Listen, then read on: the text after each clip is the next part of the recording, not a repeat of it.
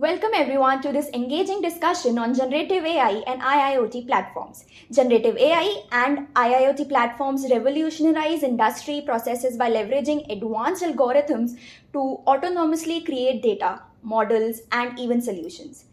This technology goes beyond the traditional AI that we know or the B2C AI advancements that are being talked about around the industry by not just analyzing existing data but generating new and meaningful content.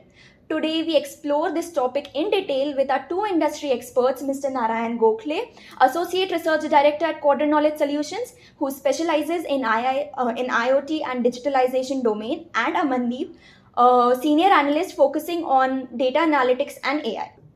So, Narayan ji, to set the context of the conversation, could you please summarize some of the typical IIoT platforms and their core capabilities where this AI concept actually fits in to their landscape? Thanks, Sanjana. Thank you very much for having me for this particular show. Excited to talk about generative AI or conversational AI, especially with related to industrial settings and IIoT platforms or IoT platforms in general.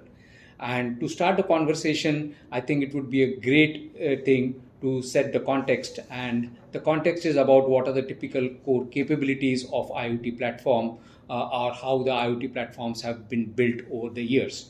So if you look at being IoT, that is Internet of Things, so the first and foremost capability is nothing but connectivity management. Then comes device management, then integration and interoperability, and of course the application enablement. So that's how these were the basic building blocks or capabilities of the IoT platforms. And then as and when the industry started maturing, then of course we had a very strong layer of data management where a lot of all those data that is coming in from all these IoT devices resides. Then of course we have the analytics, AI, and the digital twins, which is now again a very important piece. And then the edge computing or the edge management, and then followed by cybersecurity. So these are the basically 6 to 8 major core capabilities of any IoT or IIoT platform. And for the topic of discussions, for today's discussions, of course, we'll be concentrating main on the core capability of analytics and AI and digital twins. So having led the context, I think let's move on to the next subject. Thank you, Narayan ji. Moving on to you, Amandeep, how would you characterize or segment AI in general before we delve into more insights, particularly in relation to IIoT platforms? Thank you so much, Sanjana. I think that's a wonderful question. When we talk about how we are going to characterize AI into different segments, but going directly into the segmentations and characterizations, I would like to give a brief about how AI walks into the industry, right? So, when we talk about AI, it has a journey into the entire industry. It starts from B2C into industries like retail, e-commerce, banking, and finance. Post that, it comes into more from B2C it comes into B2B, and once it is getting acclimatized in B2B, then it moves towards more deeper into the industrial areas where we all have this IoT things, manufacturing industries. And after also that, it goes after all these iterations, then it goes to a very critical functionalities like safety, maintenance, and predictive tasks into the manufacturing industry. So this is the basically walk at how AI has a journey, to travel through the industry itself. But coming to the question that how we are going to segment or characterize AI into different parts. So recently we are all talking about generative AI. So if you think, according to me, there are basically 3 major segmentations. The first one is the foundation models and the LLM models. So in this segmentation, you'll find vendors who have big pockets, who are exclusively working on foundation models for different types of things. Vendors such as IBM, Google, OpenAI, Microsoft actually putting a lot of money because it requires a huge computational cost, and they are investing in foundation models for different foundation models, not only LLMs but like foundation models for stable diffusions like what is being used behind Midjourney. Even IBM is using foundations model for weather forecasting. They're using for coding. So all these foundation models are being creating and investing heavily by such this big layer that is I call it as the foundation layer. After that, if you move into the upper segment, there is a segment we call it, I call it as orchestration and a customized layer. You'll find vendors here are taking leverage of the existing foundation layer or having some basic foundation models created and giving a platform to end users to help them make their own generative AI solutions. So, for example, they'll give you a platform with having features such as prompt studio, domain specific LLM, some fine tuning models, and many others where users can actually use the platform. They can create a very specific generative AI solution for their very specific requirements. They also have domain specific LLMs, fine tune different types of fine tuning models that can help them to create a very specific solution. One of the things I've seen in this orchestration layer, they have started working on very pre-built components. For example, orchestration, there's a layer pre-built component for CX, there is a pre-built component for manufacturing. The NLU interface component is already pre-built over there, where people can just use it and start building their own generative AI solution.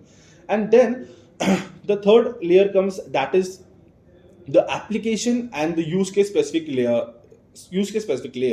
In this layer, you will see companies are clubbing generative AI features with the existing offerings. So they are just make generative AI as an application over there, and they're using taking leverage of those application and enhancing their offerings with that, right? So these three types of segmentation is there currently into the market.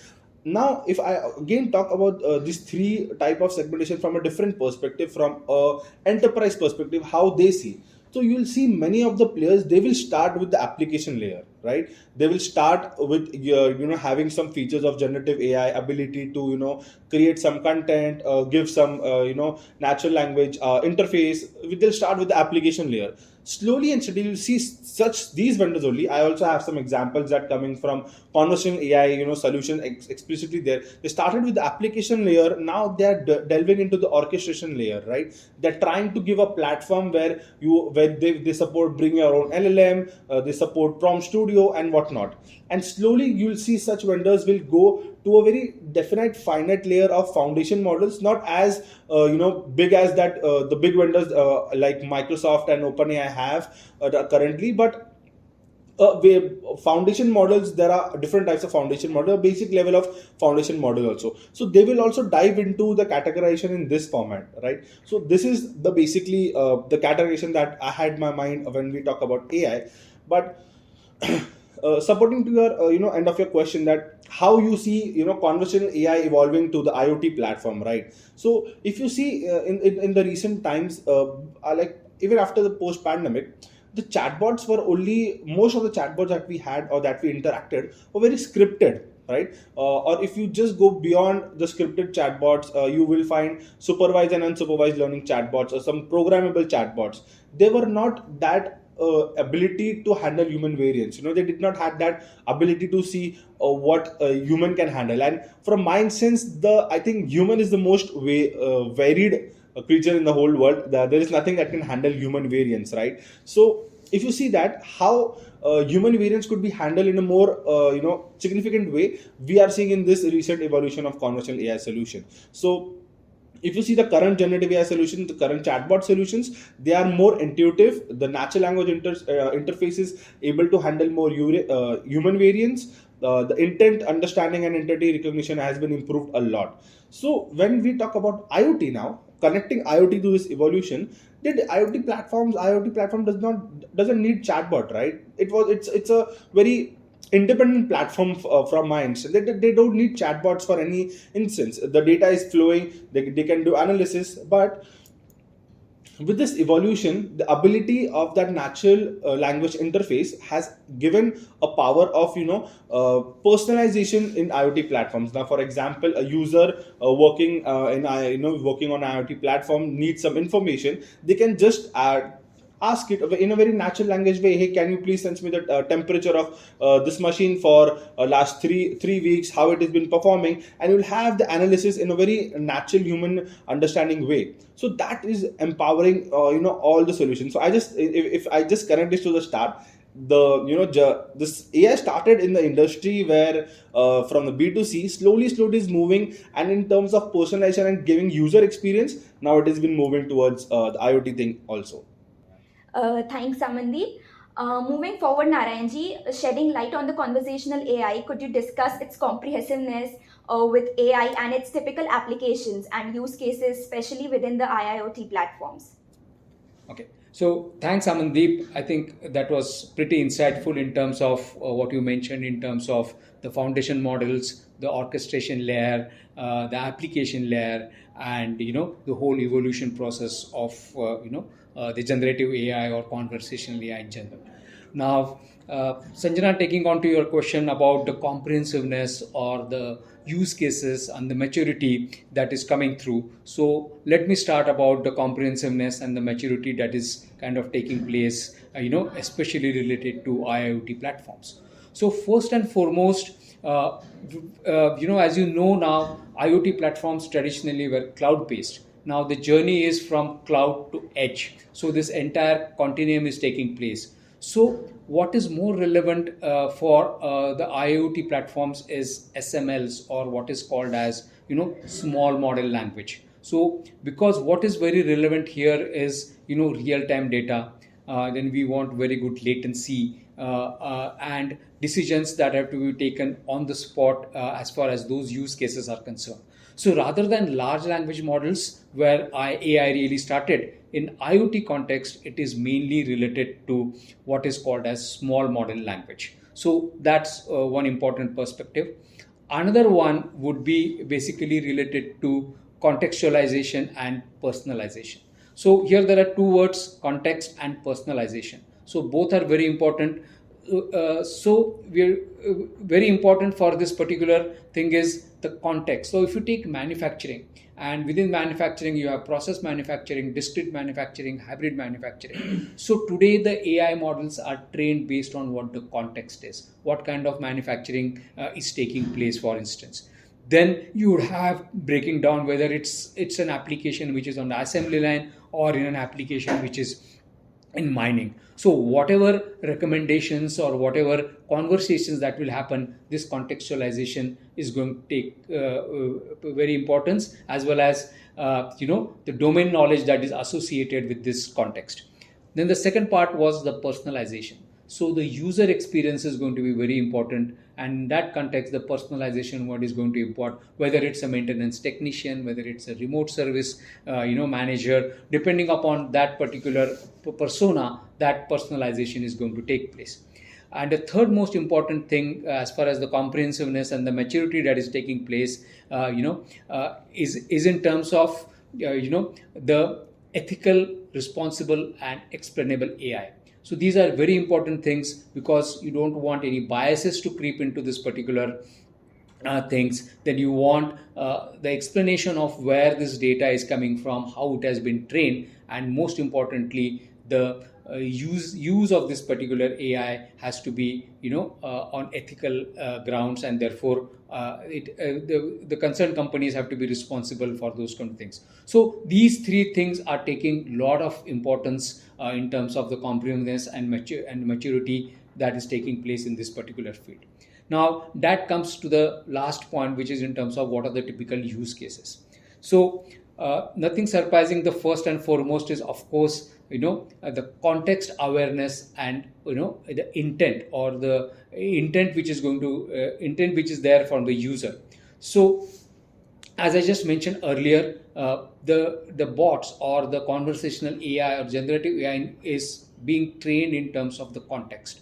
So if you take a particular use case, like there is a problem on the assembly line, number one, for the motor which is there. So here the context that the model will be trained is, okay, it's an assembly line. So first and foremost, that means it's a very, very critical thing. So the criticality will be kind of there, because you can't have downtime on the assembly line. Secondly, it's a discrete manufacturing industry. Then that particular motor will be associated with a particular drive, which is actually then controlling the assembly line. So whole of those contexts will come into picture, along with the history, the maintenance history, and other things that is there with that particular asset or that particular motor. So basically, this particular awareness in terms of the context, that would be trained into this particular model. Second particular use case I can think is about predictive maintenance. So in predictive maintenance and issue resolution, what is going to happen is, again, if you take now, there is a problem with a bearing or vibration in particular motor or a pump. If that is what one is trying to monitor, then that particular AI would take all the history of that particular asset and keep that information ready for giving insights to that particular maintenance personnel, so that whether whatever was scheduled as a scheduled maintenance, or should we be predicting maintenance earlier than that. So all those kinds of maintenance scenarios would be put in front of the maintenance personnel, and thereby increasing the productivity, the production efficiency of that particular plant. The third thing which comes to my mind is basically very important, which is about safety and compliance. Now, take the similar instance. Now, if there is a motor or an asset which requires maintenance, if it's on an assembly line or if it's in a mining environment, those are totally different scenarios. So the safety mechanisms that are required, in an assembly line or in the mining are totally different.